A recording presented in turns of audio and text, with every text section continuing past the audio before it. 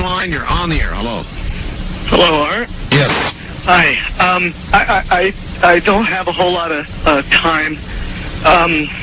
Well, look, let's begin by finding out whether you're using this line properly or not. Area 51. Yeah, that's right. Were you an employee or are you now? A former employee. Former employee. I was let go on a medical discharge about a week ago, and I've kind of been running across the country. Oh man, I don't know where to start. They're gonna they'll triangulate on this position really, really soon. Well, you can't spend a lot of time on the phone, so give us something quick. Okay. Okay. What we're thinking of as aliens are they're extra-dimensional beings that an earlier precursor of the space program made contact with. They are not what they claim to be. They have infiltrated a lot of aspects of the military establishment, particularly the Area 51. The disasters that are coming, the military, I'm sorry, the government knows about them, and there's a lot of safe areas in this world that they could begin moving the population to now, Art. But they're not doing anything. They are not. They want the major population centers wiped out so that the few that are left will be more easily controllable. Discharge.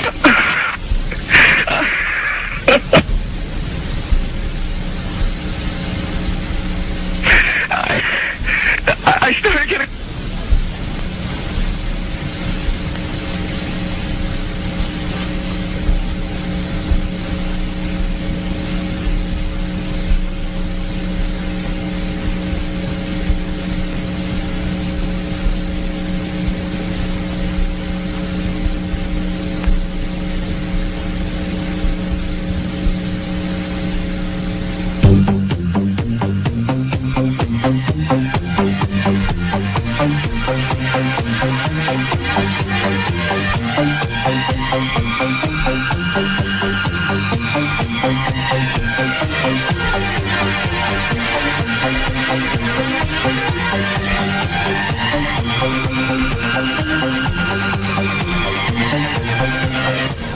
In some way, something knocked us off the air, and we're on a backup system now. It's the government, or...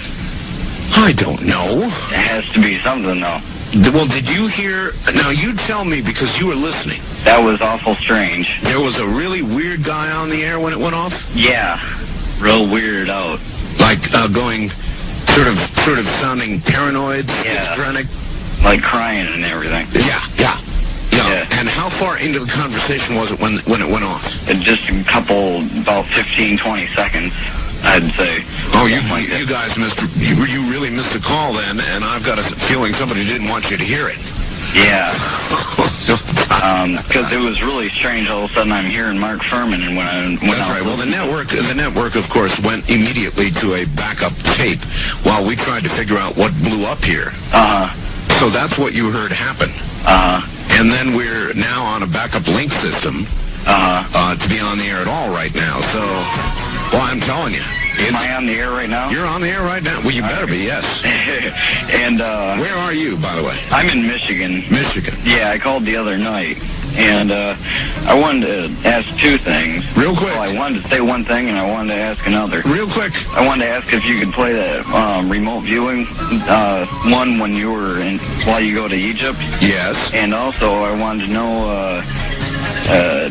all this stuff about, like, Area 51, if it's, like, the government's trying to put it out there like that, so, like, some other place isn't being watched as much. In other words, it's a big decoy. I see what you're saying. Aaron, apparently we'll be back after the news, I think.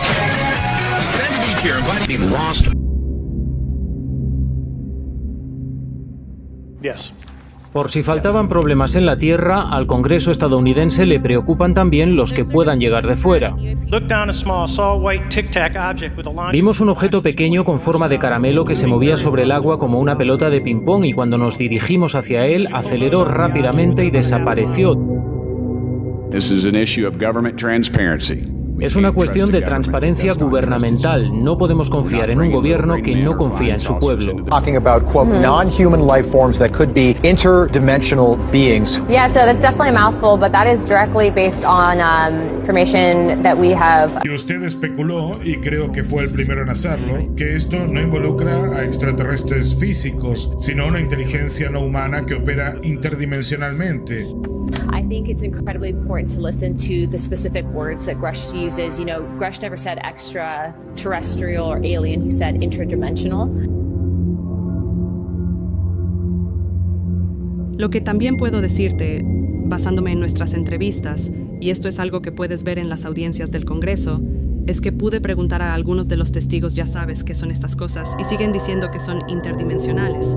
Y luego, cuando hablas del aspecto interdimensional de si estas cosas son preexistentes, quizás fuera de lo que conocemos como nuestra propia dimensión, bueno, todo eso puede sonar un poco loco. Bueno, los llaman seres interdimensionales.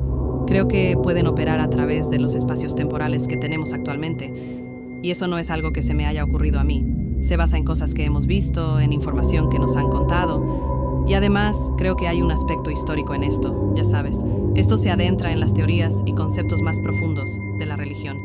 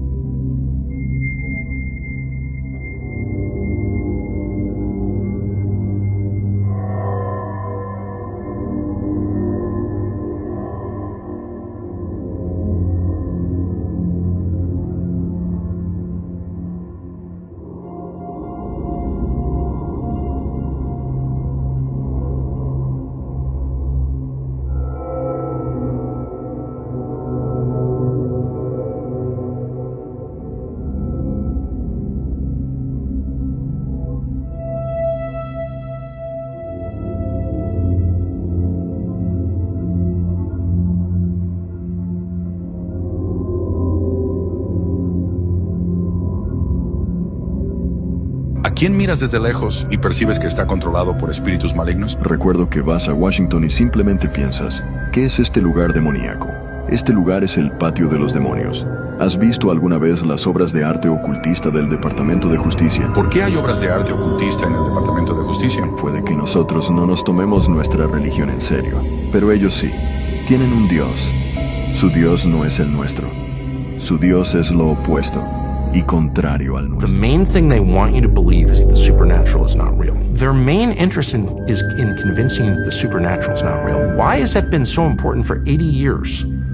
For you to convince me the supernatural is not real. Why do you care if I think the supernatural is real? And then you have to ask motive. Like, it's not a profit motive. Like, does it make them rich to deny that there's supernatural forces? No.